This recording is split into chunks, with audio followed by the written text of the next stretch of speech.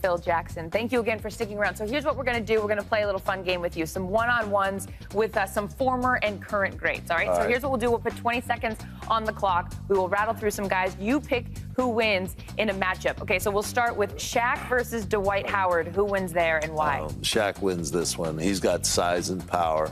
He's also got some pretty good post-up moves. I think, Dwight's still, pretty good on the move when he gets the ball off a screen roll or a bounce pass or lob or something like that. But okay. Shaq's the guy with the footwork. Next matchup, G, who you got?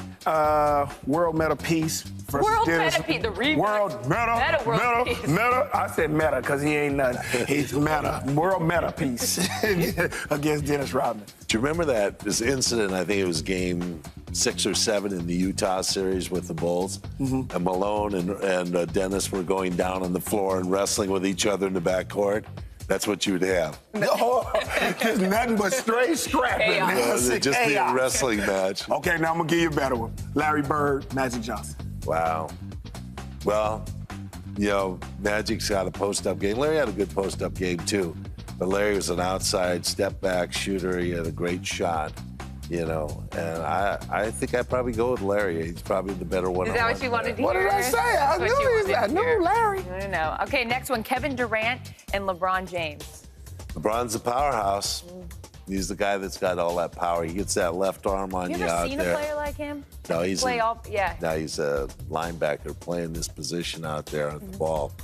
And, Kevin can stand out there and shoot like crazy, but LeBron's the guy that can go with power. And LeBron could just back his booty into Kevin and he'll go flying. Probably so. So, here you go. This is the 2 ones. I know what you're going to say. Kobe, Michael. Well, this is an interesting situation because about 2000, I had the team. I was still probably 99 when I'm coaching the Lakers. Michael's out. He's been retired for a year.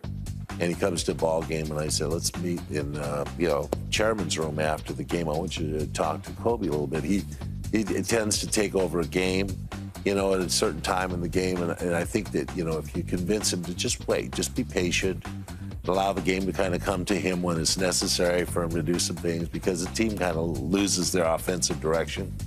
So I get in this room, and he sits down, and he goes, first thing Kobe says is, I could kick your ass one-on-one. But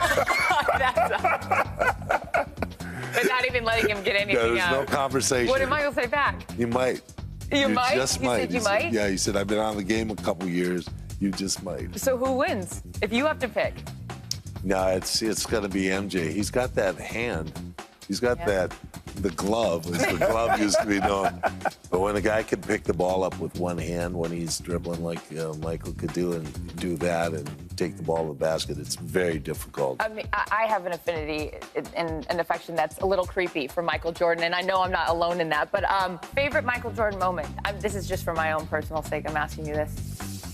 Well, I think the moment that means a lot to me was the last game that we were on the floor together against Utah. He was missing his shot, and he was letting his hand go a little bit. And I just said, you gotta follow through on the shot. And then I said, listen, we've got 30-some seconds, 9 seconds. There's a timeout. They're not going to call a timeout. We're down by 3. This is what we're going to run. When you score, when they come back, they're going to go to Carl. Come back and strip him. You can come back and strip him in this situation. You know the play. You know what they're going to do. They're going to cross pick, and Hornacek's going to set it and see if you can't get the ball out of his hands. And he did it. And it was a great steal, and he went down and scored on the same play. But this time he took a jump shot. And that sequence was the culmination of, minds that were working together. I love it. Thank you for being here. Thank you.